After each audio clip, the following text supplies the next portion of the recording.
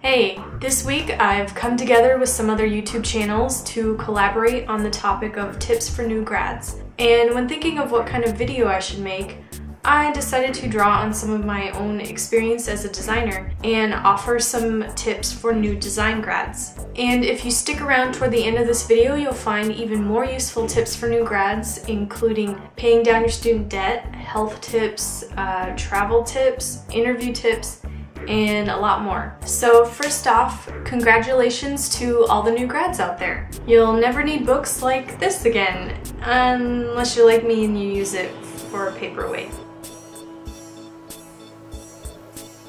The world outside of college is a lot different, I'm not going to lie, but maybe some of these tips for recent design grads will help you in making a smoother transition into the professional world. So just a little background on me so you know who's giving you these tips. I graduated in 2006 with a bachelor's degree in graphic design, and I've been working in the professional world for about 7 years now. Alright, here we go. The first tip: finish incomplete projects before you put them in your portfolio.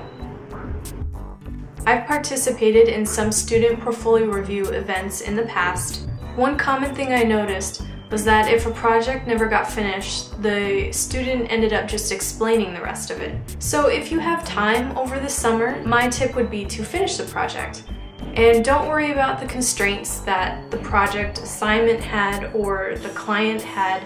Just finish it and make it something that you're proud to put in your portfolio and you want to show.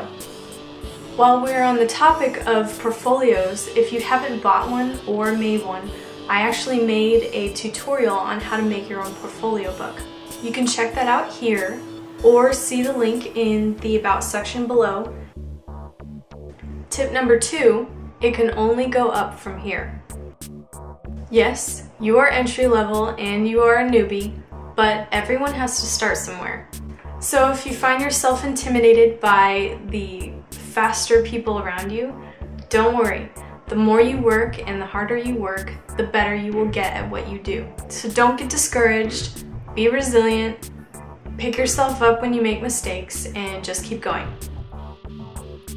Tip number 3, before you go freelance or start your own business, work for some other companies first. Some of you may want to jump right into your own business, doing your own thing, or freelance right out of college. My tip would be to wait and spend some time working for other companies first.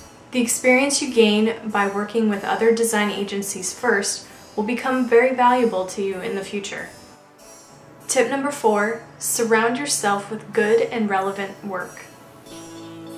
It is so easy to access tons of inspiration nowadays. It can be overwhelming sometimes, but I think if you are exposed to all this great high-quality work, you can only grow from it and stay current in your industry.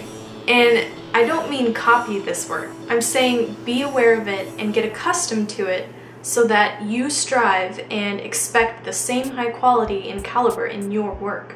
One way I do this is through RSS feeds. I check a lot of sites by using Feedly. If I'm inspired by something, I can pin it through there. But the way you collect inspiration is totally up to you. Tip number 5, have a side project, creative outlet, or hobby outside of your job. Once you start working for a while, you will find that not all projects or clients are a joy to work with.